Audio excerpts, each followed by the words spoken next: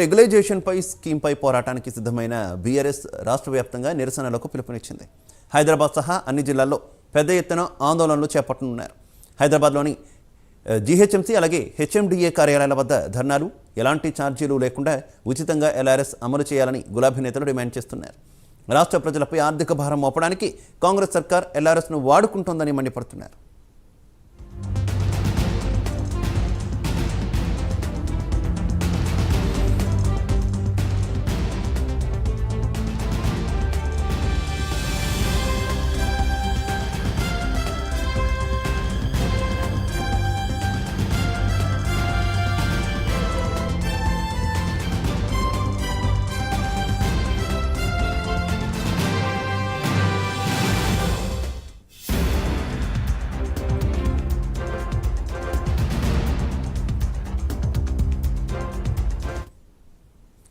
LRS పై BRS పోరుబాట పట్టింది. ఈరోజు GHMC అలాగే హెచ్ఎండిఏ కార్యాలయాల వద్ద ధర్నాలకు పిలుపునిచ్చింది.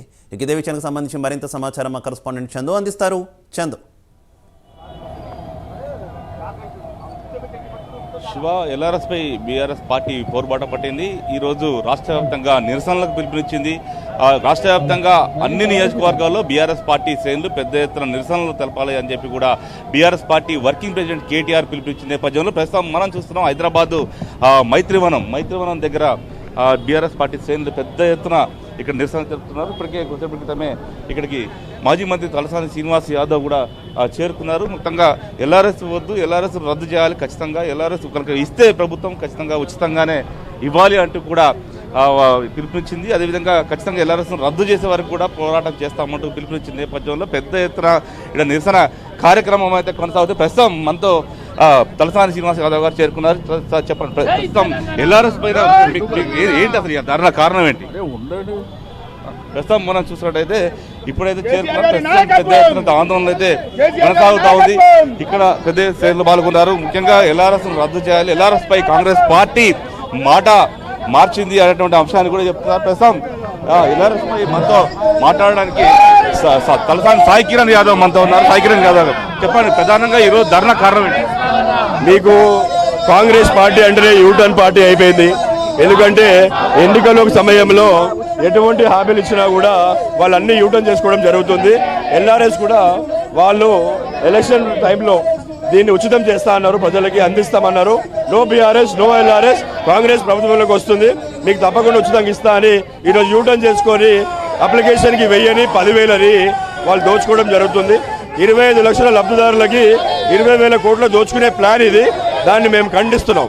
ఎల్ఆర్ఎస్ పై ఇంకా ఎలాంటి స్పష్టత ప్రభుత్వం ఇవ్వలేదు. ఇంకా అధికారులు నివేదిక తయారు చేస్తున్నారు. దీనిపై బీఆర్ఎస్ పార్టీ కావాలనే అపోహలు సృష్టిస్తుందని కూడా కాంగ్రెస్ పార్టీ చెప్తుంది. వాళ్ళు ఎలక్షన్లో వాళ్ళు 100% ఉచితం చేస్తా అన్నారు.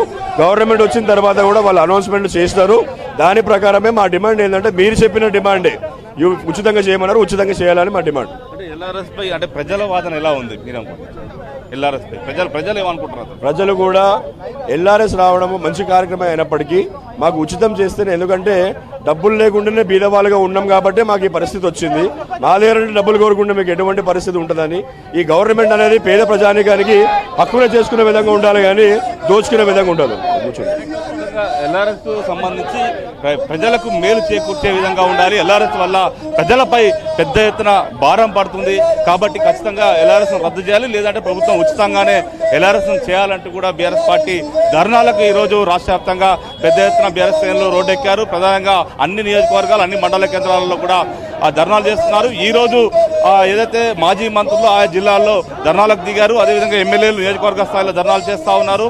మరోవైపు రేపు ఇదే అంశంపై కలెక్టర్లకు వినతి పత్రాలు కూడా ఇవ్వాలని కూడా బీఆర్ఎస్ పార్టీ భావించింది. రేపు కూడా కొనసాగేటువంటి అవకాశం అయితే మనకు కనిపిస్తూ ఉంది. Shiva, okay Chandu, thank you.